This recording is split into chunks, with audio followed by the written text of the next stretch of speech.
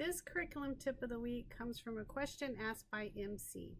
She wants to know how I set up my You Can Book Me calendar so that it sends students a reminder email after they make their booking. So they have some kind of permanent record of the meeting that was booked.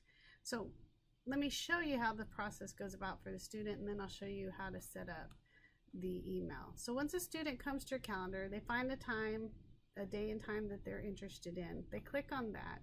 It takes them to a booking, and they answer all the questions that you have determined that you wanted to know from them. Once they answer all of those questions, they will click on the I'm Not a Robot, and this time I have to do storefronts.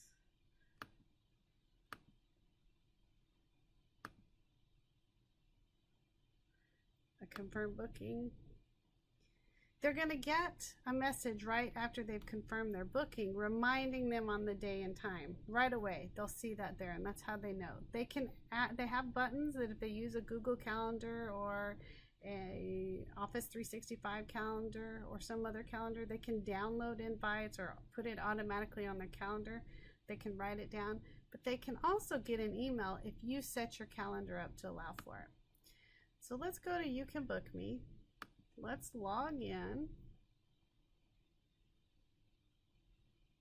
Once we've logged in, the initial screen we see is our dashboard, and we want to edit the settings on our calendar.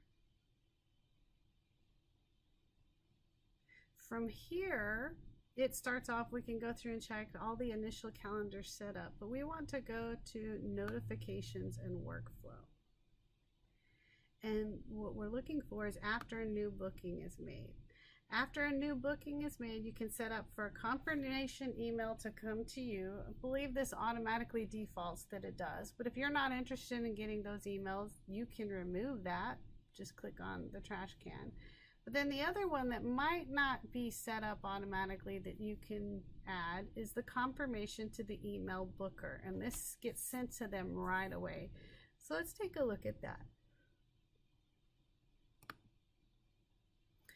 When I click on that, the trigger is after a new booking is made. The action name is confirmation email to the booker. And then it says, when will this action be triggered? You can change it to be several days afterwards, right away, you name it.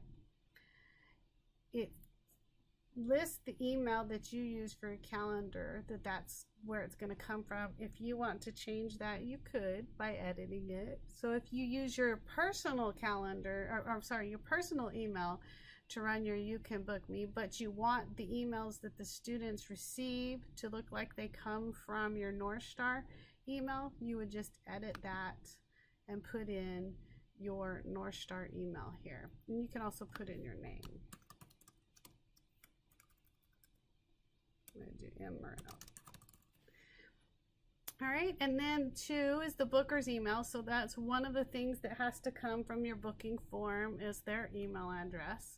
So if you're not collecting that information, you need to go back and make sure that you are. And then the subject will be whatever subject you want it to say. So our AP meeting, since this is my calendar for my AP coordinator, I'm going to put that. But you could put our meeting for our Power Parlay, and you can edit the email content. By default, mine shows up, say hi, it pulls their first name out, and it says thanks for booking your appointment. It puts the date that they booked their appointment on, and then it says if it's tentative, this booking has not yet been confirmed.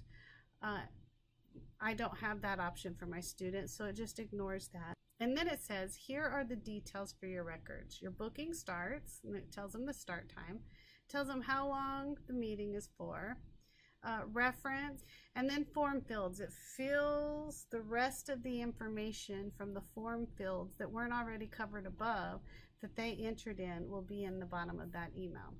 And then it says, if this event hasn't been added to your calendar automatically, you can add it using these links, and it gives them the links to be able to add again. So by default, this content will be what comes up when you ask it to trigger a new email after the booking was made. And you can edit that in any way you want. Just keep in mind that anything in between brackets that's capital letters is the name of an actual field that the student fills out on their booking form.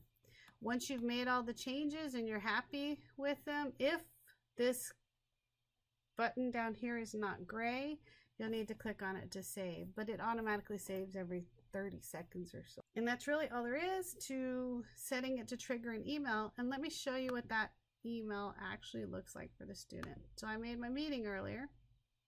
Let's come over here and look at the booking. So it says, see, your booking. Hi Marty, thanks for booking your appointment on Tuesday. Here are the details for your record. Starts Tuesday, 1 p.m. Duration in this case is 1 hour. Reference is just the reference number of the booking. Then these are all the fields and information that I gathered from the student when he made his meeting. And that's really all there is to setting it up. I recommend that if you don't already have this set up in your calendar, that you consider adding it, because it's an extra little reminder to your students after they've made their booking. Until next time.